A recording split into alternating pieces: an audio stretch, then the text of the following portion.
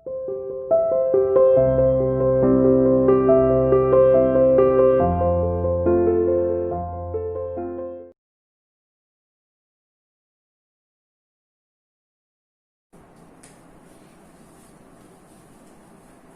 Students, welcome to CR international online classes. बेटा आज हम कक्षा 9वीं का हिंदी विषय का लेसन नंबर 4 हमारी कृतिका से, जिसका शीर्षक है माटी वाली, नया चैप्टर पढ़ेंगे। इससे पहले हमने पढ़ा है रीढ़ की हड्डी, जो हमारा कंप्लीट हो चुका है। आज हम माटी वाली हमारा सिलेबस का आखिरी चैप्टर है। ठीक है, इसके बाद हमारा सिलेबस कंप्लीट हो जाएगा। उसके बाद हम अपना रिवीजन करना शुरू करेंगे। इसके लेखक है विद्यासागर नोटियाल। माटी वाली का जो लेखक है वो विद्यासागर नोटियाल। लेखक का जन्म 1933 ईस्वी में और मृत्यु 2012 में। ठीक है, अब हम अपने पाठ पर आते हैं। पहले एक बार थोड़ा सा इसके बारे में जान लेते हैं कि इस पाठ में लेखक ने क्या बताया है। इस पाठ में लेखक ने माटी वाली नाम की, जो माटी वाली है वो एक हरिजन गुड़िया है और वो शहर में माटी बेचने का काम करती है और वहीं से माटी से मिलने वाले पैसे से या कोई रोटी भी दे देता है या कोई कपड़े भी दे देता है, उन्हीं से अपना गुजारा करती है। टिहरी शहर में वो माटी बेचने जाती है और उसका पति बीमार है, लाचार है, जो काम नहीं कर सकता, तो उसका पेट भी वही भरती है, यानी उसका गुजारा भी उसी के जिम्मे है। तो ये जहां भी जाती है, अगर किसी दिन माटी नहीं पहुंचाती तो शहर के लोगों के पास एक समस्या खड़ी हो जाती है। जैसे रोज की रोटी पानी की समस्या होती है, वैसी ही माटी की समस्या खड़ी हो जाती है। माटी, पहले समय में क्या होता था कि माटी से जब तक हम चूल्हा नहीं पोत लेते थे तो चूल्हा नहीं जलाते थे, इसलिए माटी जरूरी होती थी घर में। गोबर माटी मिलाकर, क्योंकि कच्चे चूल्हे होते थे तो उनको गोबर माटी मिलाकर पोता जाता था। तो अब उस समय जब माटी वाली अगर माटी नहीं पहुंचाए तो ये लोगों के सामने एक समस्या थी। ठीक है, और इस काम को करने वाला और कोई नहीं था इस माटी वाली के सिवाय, और कोई भी इस काम को करने वाला नहीं था, यानी प्रतिद्वंदी होता है मुकाबला करने वाला। इसी कारण सब माटी वाली को पहचानने भी लग गए थे, क्योंकि माटी बेचने और तो कोई आता नहीं था, और इसलिए जो भी उसके सिर पर उसका जो पिप्पा होता था जिसमें वो मिट्टी भरकर लाती थी, तो सभी उसको ही देखते ही पहचान लेते थे। ठीक है, अब आइए अपने पाठ पर कि कैसे क्या करती है वो। तो देखिए, शहर के सेमल का तप्पड़ मोहल्ले की ओर बने आखिरी घर की खोली में पहुंचकर, खोली मतलब कोठरी, ठीक है, कोठरी में पहुंचकर उसने अपने दोनों हाथों की मदद से, मदद होती है सहायता,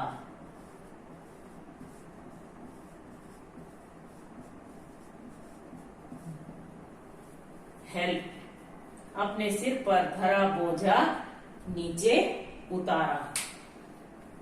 मिट्टी से भरा एक कैंटर, कैंटर होता है कनस्तर, कैंटर का मतलब होता है कनस्तर, यानी जिसको हम अपनी भाषा में पिप्पा बोलते हैं, जो घी का या तेल का जो भी होता है उसका वो ऊपर से ढक्कन हटा देती थी ताकि मिट्टी भरने में आसानी हो। माटी वाली, टिहरी शहर में शायद ऐसा कोई घर नहीं होगा जिसे वह नहीं जानती हो या उसे जहां उसे न जानती हो, यानी वो सबको जानती थी और सब भी उसे जानते थे। क्यों? क्योंकि वो ये अकेली इस काम को करने वाली थी, तो इसलिए सब उसको जानते थे और सभी घरों में वही माटी पहुंचाती थी, तो वो भी सबको जानती थी। ठीक है, घर के कुल निवासी, वर्षों से वहां रहते आ रहे किराएदार, उनके बच्चे तलक। तलक का मतलब होता है तक, यानी वहां के जो वासिंदे थे, वहां के जो रहने वाले थे वो भी, और काफी समय से जो किराएदार रह रहे थे वो भी उसको जानने लग गए थे, और उनके बच्चे तक भी माटी वाली को जानते थे।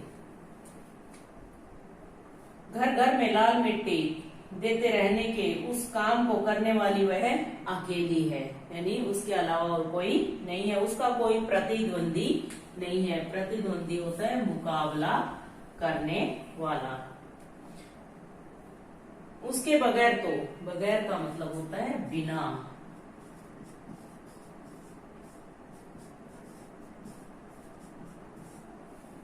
उसके बगैर तो लगता है टिहरी शहर के कई एक घरों में चूल्हों का जलना तक मुश्किल हो जाएगा।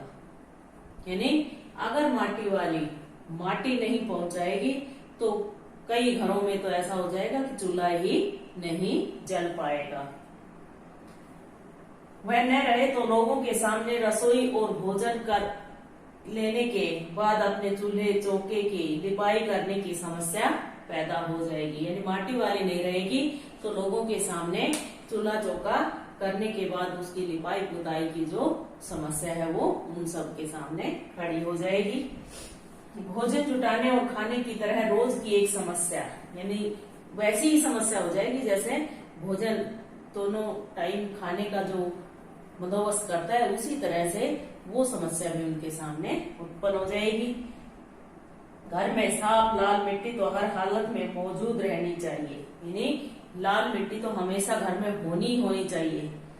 चूल्हे चौकों को लीपने के अलावा साल 2 साल में मकान के कमरों दीवारों की गोबरी लिपाई करने के लिए भी लाल मिट्टी की जरूरत पड़ती रहती है। यानी उस समय कच्चे घर होते थे तो चूल्हे के लिपाई के अलावा घर के साल में एक बार घर की दीवारों की लिपाई पुताई भी करनी होती थी। लाल मिट्टी में गोबर मिलाकर वो अपनी दीवारों की पुताई करते थे। शहर के अंदर कहीं माटा का खान है नहीं, यानी मिट्टी खोदने के लिए शहर के अंदर तो कोई जगह है नहीं, तो वो दूर जंगल से मिट्टी लेकर आती थी। भागीरथी और भेलांगना 2 नदियों के तटों पर बसे हुए शहर की मिट्टी इस कदर रेतीली है, यानी वहां से नदी बहती है तो वहां की मिट्टी रेतीली हो चुकी है। 2 नदियां हैं, एक भागीरथी और दूसरी भेलांगना। ये दोनों नदी वहां से बहती हैं तो इसलिए टिहरी शहर के पास में रेतीली मिट्टी है कि उससे चूल्हों की लिपाई का काम नहीं किया जा सकता। आने वाले नए नए किराएदार भी एक बार अपने घर के आंगन में उसे देख लेते हैं तो अपने आप माटी वाली के ग्राहक बन जाते हैं। यानी जो नया किराएदार आता है वो भी अगर एक बार भी मिट्टी वाली को देख लेता है तो वो भी उसके ग्राहक बन जाते हैं, क्योंकि मिट्टी उनको भी चाहिए होती है, इसलिए वो उसको अपना जरिया बना लेते हैं, उसी से वो मिट्टी खरीदते हैं। घर घर जाकर माटी बेचने वाली नाटे कद की, नाटे का मतलब होता है छोटा, नाटे कद की एक हरिजन गुड़िया माटी वाली, यानी जो घर घर मिट्टी बेचती है वो एक छोटे कद की हरिजन गुड़िया है। तो इसलिए जब कोई नया किराएदार आता है तो वो भी मिट्टी वाली को पहचानने लगता है, क्योंकि अगर एक बार उसने मिट्टी खरीद ली तो वो बार बार फिर उसी से मिट्टी खरीदता है, तो वो भी उसके ग्राहक बन जाते हैं। शहरवासी सिर्फ माटी वाली को ही नहीं, उसके कंडर को भी अच्छी तरह पहचानते हैं। यानी माटी वाली को ही नहीं बल्कि दूर से अगर कहीं उन्हें वो उसके सिर पर रखा हुआ कनस्तर भी अगर माटी वाली ना दिखे कोई बात नहीं, लेकिन उसके सिर पर जो कनस्तर रखा हुआ दिखाई पड़ जाए तो भी वो उसे पहचान लेते हैं। रद्दी कपड़े को मोड़कर बनाए गए एक गोल डिल्ले होता है जो सिर पर जब हम बोझा रखते हैं तो किसी खराब कपड़े से एक ऐसे बना लेते हैं ताकि वो सिर में चुभे ना, इंडी टाइप से बना लेते हैं ताकि वो चुभे ना उसके सिर पे रखा हुआ। चिकनी मिट्टी से छुलबुल भरा कनस्तर टिका रहता है, यानी पूरा भरा हुआ कनस्तर सिर पर टिकाए रखती है। उसके ऊपर किसी ने कभी कोई ढक्कन लगा हुआ नहीं देखा। क्यों?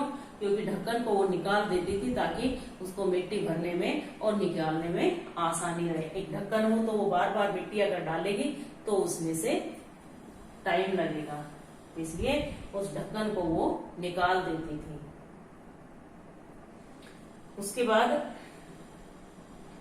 अपने कंटर को इस्तेमाल में लाने के से पहले वह उसके ऊपरी ढक्कन को, इस्तेमाल होता है प्रयोग करना, प्रयोग करने से पहले उसके ऊपरी ढक्कन को निकाल फेंकती है।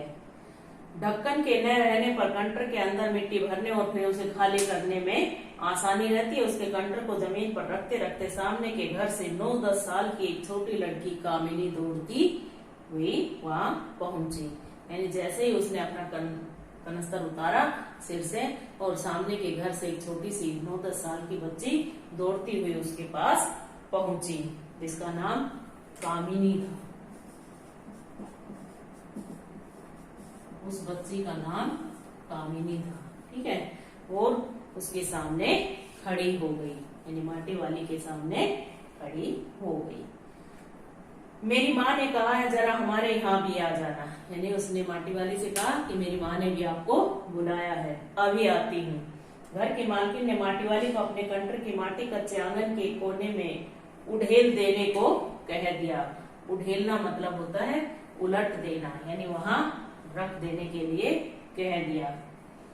तू बहुत भाग्यवान है, चाय के टाइम पर आई है। भाग्यवान होता है किस्मत वाला, और टाइम का मतलब होता है समय, कि तू बहुत ही किस्मत वाली है जो चाय के समय पर आई है। इसीलिए कहते हैं ना कि दाने दाने पे लिखा होता है खाने वाले का नाम, तो इसलिए वो उसको कहती है कि तू बहुत ही किस्मत वाली है जो चाय के समय हमारे घर आई है। भाग्यवान आए खाते वक्त, यानी जो खाने के समय पर आता है वो भाग्यवान होता है, वो किस्मत वाला होता है, ठीक है। वह अपनी रसोई में गई और 2 रोटियां लेती आई। रोटियां उसे सौंपकर वह फिर अपनी रसोई में घुस गई, यानी मालकिन अपनी रसोई में गई और वहां से 2 रोटियां लेकर आई और रोटी माटी वाली को देकर वो फिर वापस रसोई में घुस गई, ठीक है।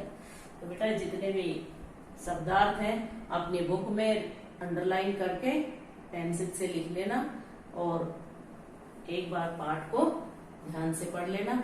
आज के लिए इतना ही बहुत है, इतना ही पाठ ध्यान से पढ़ लेना, उसमें जो क्वेश्चन बनते हो बनाकर देख लेना, ठीक है। धन्यवाद।